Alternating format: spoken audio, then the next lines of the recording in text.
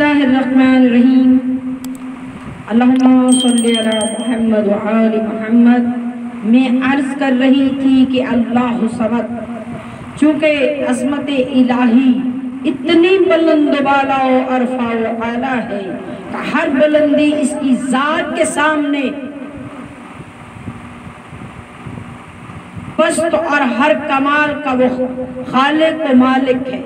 یہی وجہ ہے کہ بحر توحید کے عوض حیران و شستار ہیں، اور فن بیان میں اس موضوع سخن کو حشر کہا جاتا ہے۔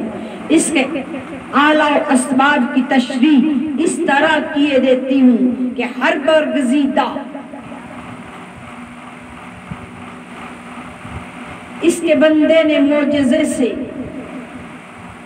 مردے کو زندہ کیا۔ میں نے اس معجزے کو بیان کیا تو آپ لوگوں نے نعرہ لگایا، جوش بلا سے جھوم گئے۔ اس کے ساتھ میں نے عرض کی کہ اللہ تعالیٰ نے 100 سال کے بعد حضرت عزیز کو اپنی قدرت کاملہ سے زندہ فرمایا، اور کھانے کی گرمی اور پانی کی تازگی میں بھی باقی تھی، تو اس پر آپ نعرہ لگائیں گے، کیونکہ ذات باری تعالیٰ اس سے بہت اعلیٰ و عرفہ ہے۔ حضور داد تحسین وہاں ملا کرتی ہے جہاں فاعل نے حیرت انگیز کام کیا ہو۔ 4 ماہ کا بچہ گھٹنوں کے بل چل کر تو داد لے سکتا ہے، مگر یہاں بچہ 2 سال کے بعد اگر گھٹنوں کے بل چلے تو اس کی حماقت تو مقصود ہوگی۔ دوسری جماعت کا طالب علم 5ویں جماعت کا سوال نکال کر وظیفہ حاصل کر سکتا ہے، مگر 5ویں جماعت کے طالب علم دوسری جماعت کا سوال نکال کر سرفراز نہیں ہو سکتا۔ یہ قاعدہ ہے کہ داد ملتی ہے اپنے معیار سے بلند کام کرنے پر، اور جس کی بلند معیار کا انبیاء علیہ السلام کو بھی کما حق کا علم نہ ہو سکا، تو اس کی قدرت کے کاملہ کا احاطہ کرے تو کون، اور داد دے تو کس کو، کس کرشمے توحید کی بسم اللہ بس اللہ صمد مسدس رب واحد صاحب جبروت ظلمن، تحریک قبل قائل نہیں جرت سخن، آسی ہے حقیر ہے یہ محروم فکر فن، خامہ بے زباں کو دے قوت سخن۔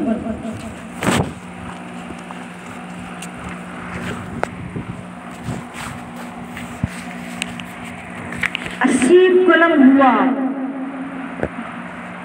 میں جب رفت یگانہ ہوں، سلیمان کو قلم کھول کے شانہ بشانہ ہوں۔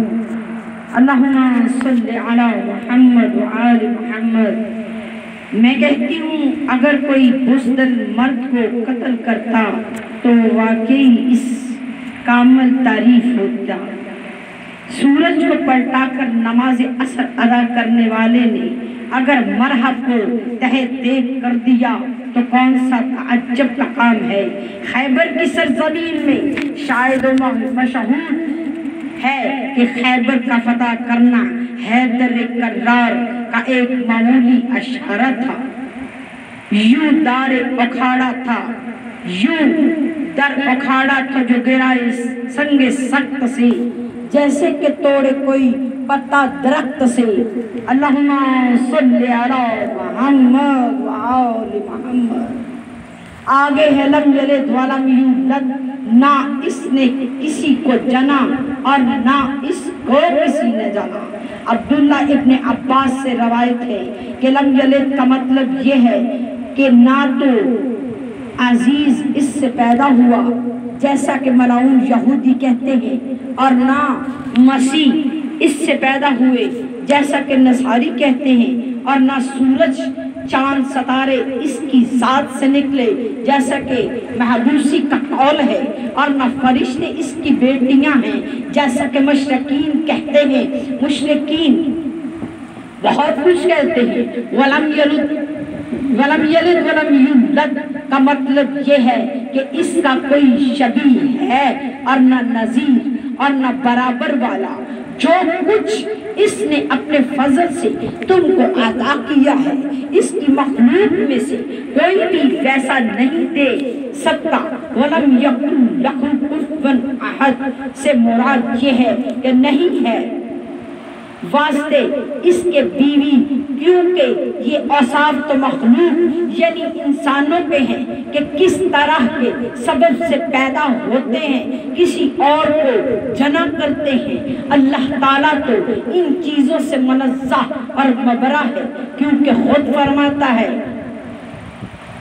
فرماتا ہے کہ ہے مثل اس کے کوئی شے، مخلوق کی پہچان تو اس خمسہ سے ہو جاتی ہے، یعنی کس چیز کی معرفت ان 5 چیزوں سے کوئی علت نہیں کرے گی۔ آنکھ سے دیکھ کر کسی کو پہچان جاتا ہے، ہاتھ سے ٹٹول کر معرفت حاصل کی جاتی ہے، زبان سے چکھ کر حقیقت کو معلوم کیا جاتا ہے، کان سے آواز سن کر اس کی کیفیت کا اندازہ لگایا جاتا ہے، اور ناک سے سن کر اس کی شناخت کی جاتی ہے۔ مگر باری تعالیٰ حواس خمسہ بھی خالق ہے، اس سے تو ہرگز خدا کو نہیں پہچانا جا سکتا۔ بس عقل سے سمجھو کہ کوئی خدا ہے جس نے ساری کائنات کو پیدا فرمایا، کہ نظام ارض و سما جاری و ساری ہے۔ وہ شہور واقعہ ہے کہ ایک مسلمان وزیر نے اپنے کافر بادشاہ کو توحید باری تعالیٰ اس طرح سمجھائی کہ جنگل بیابان میں ایک عالی شان مکان تعمیر کرایا اور اس میں تمام ضروریات زندگی مہیا کی، اور محل کے ارد گرد باغ بوٹے لگوائے۔ اگر بادشاہ کو سیر و شکار کے بہانے ادھر لایا، بادشاہ نے مکان و باغ کو دیکھ کر دریافت کیا کہ اس کو کس نے بنایا؟ وزیر نے عرض کی، حضور خود بخود بن گیا۔ بادشاہ نے حیرت سے کہا کہ کس طرح بنانے والے کے بغیر بن گیا؟ کیا کوئی چیز خود بخود اس حسن خوبی سے بن سکتی ہے؟ وزیر یا تدبیر نے عرض کی کہ جس طرح زمین و آسمان، چاند ستارے، سورج ستارے، بحر بر، اشیار حیوان، پرند انسان وغیرہ ہمہ بخود بن گئے اور نظام بدستور چل رہا ہے، اسی طرح یہ بھی بن گیا ہوگا۔ ہاں، اگر یہ معمولی سا مکان کوئی اپنا بنانے والا رکھتا ہے تو اس پوری کائنات کو نظام کو جاری رکھنے والا خداوند وحد و شریک ہے۔